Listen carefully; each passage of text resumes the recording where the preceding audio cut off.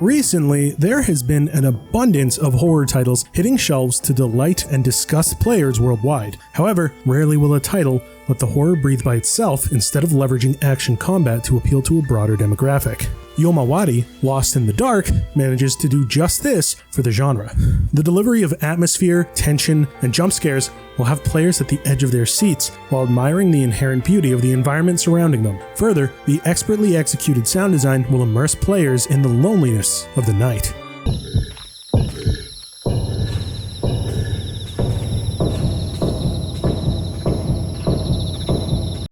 Yuzu is an elementary student subjected to harsh bullying by her peers after one especially nasty prank pulled by some classmates. She finds herself lost in a forest with no way out, and her only hope is a young woman who states that Yuzu needs to fulfill her promise. Otherwise, she won't be able to break the curse and save her life.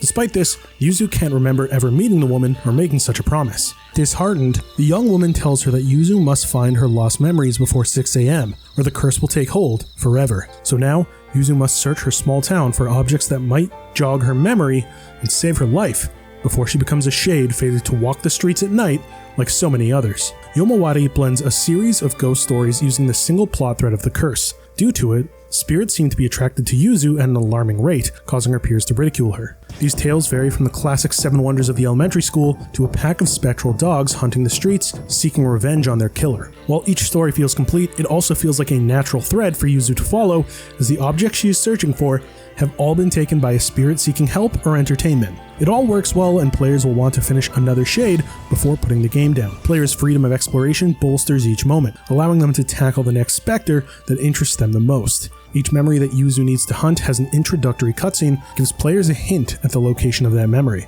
Each one hints at the ghost that has taken root in that area. As players explore, they will naturally find another item showing where another memory is. Exploration all felt natural, and never once did I feel like I was being handheld or forced to see any of the events I came across. This natural progression is one of the most substantial aspects of Lost in the Dark, alongside its sound design. Rarely in a game do we think about how sound can immerse us in a product, whether film or video games. Like other contemporaries in the horror genre, Yomawari suggests that players use headphones while exploring. Usually, this would be to have jump scares scream out to surprise the player. However, I noticed a vast difference between playing on my TV speakers to record footage and playing in handheld mode with some headphones plugged into the Switch. Tiny elements like the way Yuzu's footsteps sound going from a hardwood floor or subtle creaks get lost when played over speakers.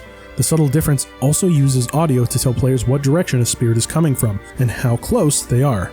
Everything from barely audible whispers to the wind rustling the trees feels intentional, to draw the player in for a more significant scare later. Of course, there are moments when the sound dies down to have a big pop to scare players, but these are few and far between, making them effective when they eventually happen. Instead, players will usually hear something in the distance that slowly gets louder or changes pitch to be lower, giving players a slowly mounting feeling of dread as they approach whatever is making those noises. In particular, one entity was that of a baby that would start crying in the distance only to get louder as players continue through the area. Players will never see it until the final encounter, but it will always make sounds until finally, players will feel and hear a rumbling as the cries get louder and more profound, thus implying that what should have been a tiny infant was no longer small or easy to destroy. These moments give a vast amount of charm that will stick with the players long after their initial playthrough, coupling this with an open world aspect. Players will come back for seconds and perhaps thirds to find everything around town. Finally, dealing with errant spirits feels more like puzzles than anything else, as each enemy has a specific way of dealing with them. These methods range from shining a flashlight at them to having them back away from Yuzu or covering your eyes and walking past them. Slowly, players will have a small ghost hunting manual to deal with each ghost in their head, making exploration more accessible. Bosses tend to have a specific mechanic that the area they reside in teaches the player by showing them what to do to smaller similar entities. The school wonders have players dealing with each wonder in the school in a specific context to defeat the boss. Failing to do so, on the first try, will have players restart the encounter. However, these challenges don't change upon a retry, letting the player make mistakes and learn patterns without punishing them by returning to the most recent save. It felt natural, and every time I screwed up, I knew better the next try until I could get through each area without needing to think about it. As a result, these encounters feel rewarding, and each memory recovered feels heavily earned, as if the players themselves survived each ordeal. Yomawari Lost in the Dark gives a refreshing horror experience that doesn't rely on any combat, instead opting to turn encounters into puzzles players need to figure out. In addition, it creates a unique and memorable experience through sound design that will entice players to experience through headphones and exploration, giving them complete freedom to complete the game in any way they want. allowing players to dictate their own pace through the narrative that feels earned the entire way through.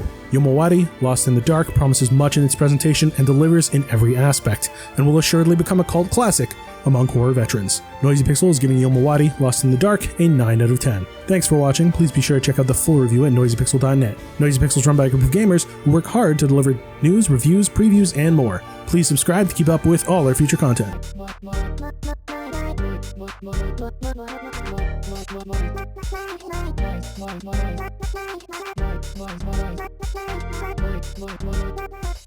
Noisy Pixel.